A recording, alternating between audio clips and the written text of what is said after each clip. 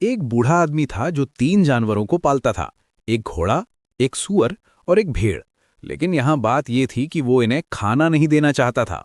सर्दियों में उसने बूढ़े घोड़े को पेड़ पर लगे मुर्गे का खून खाने को दिया, भेड़ को सेकेंड हैंड धुआं दिया, और सूअर का हाल तो और भी बुरा था। उसे 60 साल से ना नहाने वाले बूढ़े की खोपड़ी का खून खाना पड़ता था।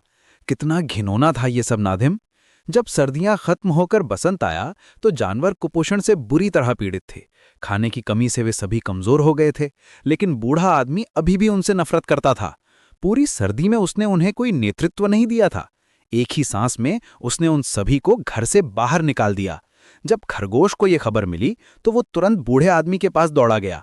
बूढ़ा आदमी उस वक्त बहुत उत्साहित हो गया। उसने तुरंत बूढ़े घोड़े को रोका। एक बुरी मुस्कान के साथ उसने घोड़े को अपने पेट में आराम करने का न्योता दिया। लेकिन घोड़े ने चालाकी से कहा कि वो अभी बहुत पतला है, उसे बचाना तो दूर, खाना भी मुश्किल होगा। क्यों न उसे पहले घास के मैदान में जाने दिया जाए। जब वक्त आएगा तो वो जरूर बहुत मोटा हो जाएगा। बूढ़ा आदमी भी बहुत उत्साहित हो गया, इसलिए उसने घोड़े को जाने दिया। लेकिन जल्दी ही उसने सूअर को रोक लिया। वो ब्रेस्ट पोक और रोस्ट पोक खाना चाहता था। आज उसने सीखा था। सूअर ने भी यही दावा किया कि वो अभी बहुत पतला है, उसके पास केवल एक परत बदबूदार और गंदी सूअर की खाल बची है। क्यों ना उसे घास के मैदान में जाकर छोटे सूअर पैदा करने दिया जाए, तब तक बूढ़ा आदमी पोर्क से मुक्त रहेगा। बूढ़ा आदमी फिर से उत्साहित हो गया, इसलिए उसने सूअर को भी जाने दिया। फिर उसने पहाड़ से आने वाली भेड़ को रोका। वो कुछ भेड़ के कबाब बनाकर दांत पीसना चाहता था, लेकिन भेड़ ने सीधे अपनी ऊन खोल दी। चमड़े के बैग से बाहर हड्डी का शरीर।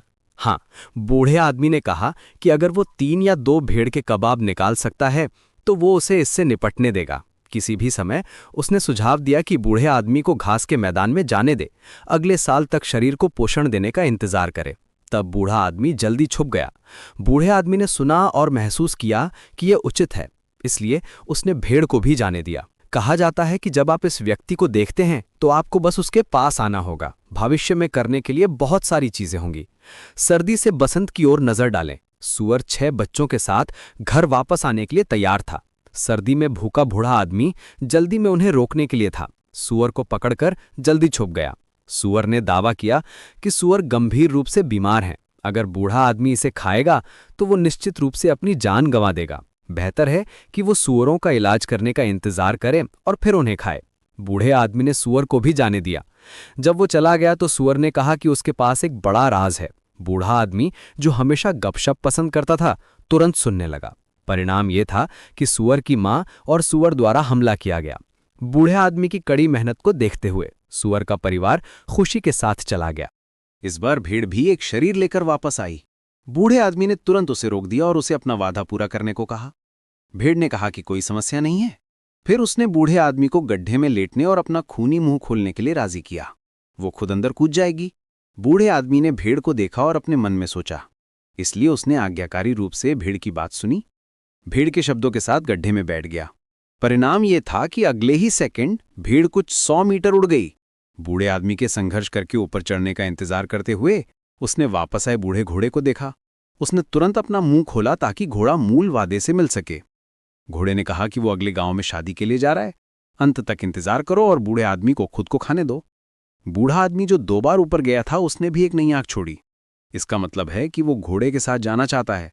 घोड़े के सहमत होने का इंतजार ना करके अपनी पीठ पर चढ़ गया। पता नहीं कि वो सिर्फ घोड़े की चाल में फंस गया था। जब तक वे गांव पहुंचे, ग्रामीणों ने बूढ़े आदमी को देखा।